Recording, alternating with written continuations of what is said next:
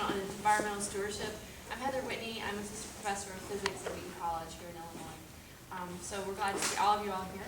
Our first speaker is Oscar Gonzalez, who's a graduate student in the ecology department at the University of Florida. He'll be giving our first talk. Just as a reminder, as Rod told us in the last session, the second person had to cancel. So we will not have a talk at 3 o'clock, but we will all reconvene here after the snack time at 4 o'clock. So we look forward to seeing you hopefully back then. Good afternoon, everybody. It's really a pleasure to come here, this meeting of the ASA. This is the third time that I came to an ASA meeting. And I am now just a graduate student of the School of Natural Resources at the University of Florida. But I was born in Peru, and I did study biology. When I became a Christian when I was 16 as an undergraduate, and as a biology student, the only option that I have as an evangelical Christian was between science and faith. I really was challenged with my faith when I learned about the evolutionary view and also the evangelical view. So was almost going to get astray from my faith, but finally I find an ASA, and I could get. I didn't need to break my head into parts or to go astray from the faith. So I'm very happy. I'm very grateful to the opportunity that God has given me to know you and to be blessed by this time. So. Just to let you know that I have been a student member from the ASA since I was undergrad, and I have been doing an undergraduate in biology. Then I studied a master's in zoology, both in Lima, and then I did study wildlife management in Spain, and now I'm currently studying a PhD in interdisciplinary ecology at the University of Florida, so I think I'm maybe the oldest student member of the ASA. And all the time that I have been in my country, in Peru, I formed a fellowship of friends, Christian friends, that we wanted to do something of reaching the church. Our church mainly, for involving them in conservation, and also to talk to the biologists and ecologists that Christianity has also an ethics on conservation that they should be aware of. So we have organized seminars and meetings in different areas of how to reach this the church and also the general public. So what I want to talk about is the 6 years which I was executive director of this institution, and what did we do in all this time to reach our fellow Christians in Peru. So, what did we talk about to the church? We talk about creation care. And what do I understand on what is creation care? I hope that I could get what I did learn in the Journals of Purposes of Science and Christian Faith, and that is what we define creation care. That is nothing alien to the Christian doctrine. It's a special way to interpret the Bible. That God created man and made him responsible for managing the rest of the creation. That is the world and its resources. Man is not the owner of creation, but the steward who must be accountable for how he has managed the land and its creatures. And this is from the fundamentals of faith in Genesis and what means to be a steward. That is what the Lord Jesus says in the Gospels in different parables in Luke. The biodiversity conservation is one example of this mandated creation care. And there is a way to interpret Genesis on what means the verse of subdue. That is, it means to take care of. So when we approached pastors, missionaries, or lay Christians. And they wanted to know, well, why are you losing your time taking care of plants, animals, and not preaching the gospel? I say, well, to conserve nature is part of what we are supposed to do in the Bible, and we mainly, this is basically what we show this. So, how did we try to set up this in a specific place, that is Peru? Well, first of all, it is necessary to know specific characteristics of this country. This is a Latin American country from the third world, so it is underdeveloped. There is 40% of poverty, but there is something quite interesting in terms of biodiversity, richness, and conservation. We got almost all the climates in the world. We have desert, we have rainforests, we have prairies, we have almost everything that you can imagine.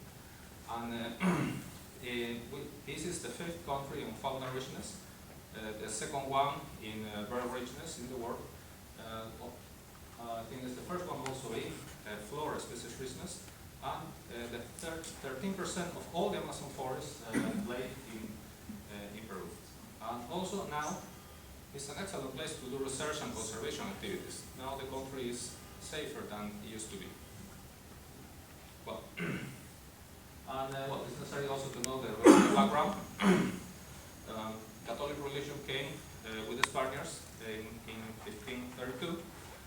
Currently now, the native cults that used to be in the country, they are almost inexistent, and some of them are mixed with Catholic traditions. If maybe you have seen some documentaries, there are some people in the high Andes who have a specific cult to the earth. They even sacrifice some animals, and they pray to the mountain. They say that there is a spirit that protects the mountain there. But if you go and ask them, so what's your religion? They're going to say, I'm Catholic. They have a mixture of that. Well, and something important about history is that all Protestants were denied to preach until 1910. That was specifically in the Constitution. It was forbidden to express any other faith rather than Catholic. That only changed in 1910. And today is freedom of religion, and what happened is that evangelicals are rising exponentially. Now this is the census in 2008, but now there is more than 15% or maybe 20% now of the population of evangelicals that are rising very fast. But well, Peru, even though it's it's a very good place you can see biodiversity, it has a lot of threats now. There is a large history of mining pollution. Mines and destruction of minerals is the main income of the country. And the mining industry never care about the environment, so there are some places that are totally wasted. And there is also some problems in the Pacific Ocean for the disturbance of the upwelling system. That means El Niño. El Niño causes a lot of damage from time to time. This is cyclical. There is forest destruction everywhere. So this is inside a protected area that we went there, and we found illegal logging. So, but there was almost no control there. It's very difficult for the state to control. And something else is there is a lot of corruption and abuse in land management against native communities. Usually the politicians that well in Lima, they think that the rainforest is an empty place, so they can just give everything to the oil companies or to the mining companies. But later they realized, oh, there were people living there. They were the natives, and there are very strong social problems. Now the point is spiritual care doable in Peru? Yeah, I think so. Well, now there is the local communities. They are increasing population and they demand land. So what happened is that they trespass protected areas. And several of these communities are mainly evangelicals. Or if they are not mainly evangelicals, the pastors or the leaders have a strong influence in these communities. And I think that conservationists need to get an approach there.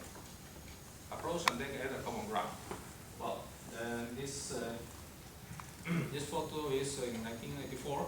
That was one of my first field trips to a very, very inaccessible place in the rainforest.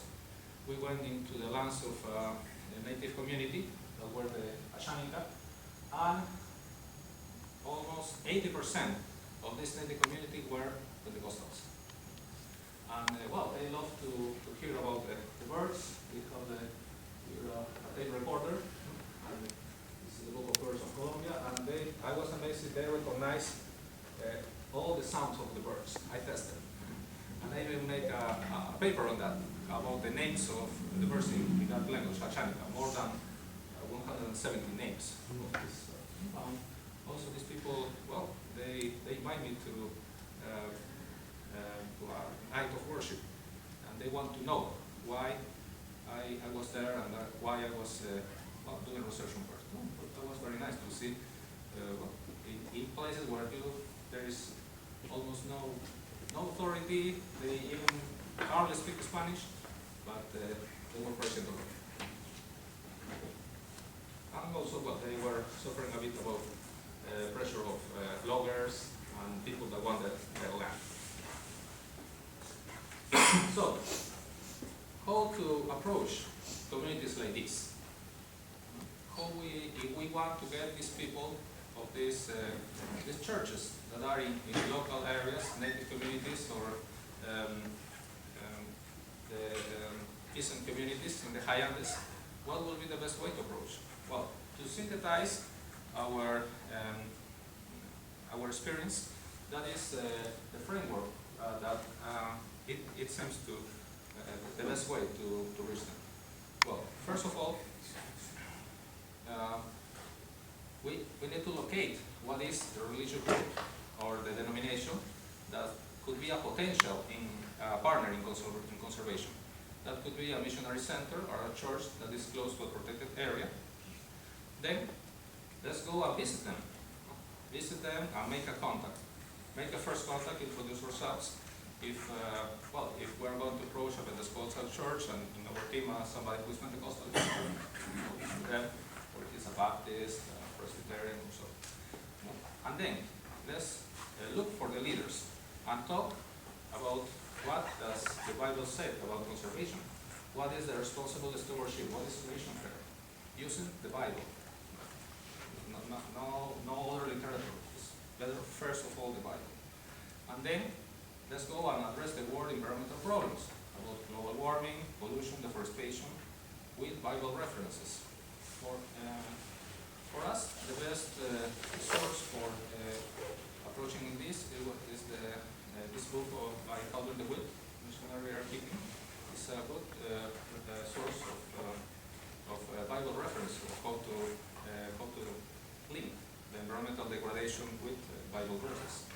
And then the idea is to get a response, and the response is to organize with them a workshop with Creation Care with the members and look for a practical solution for this problem.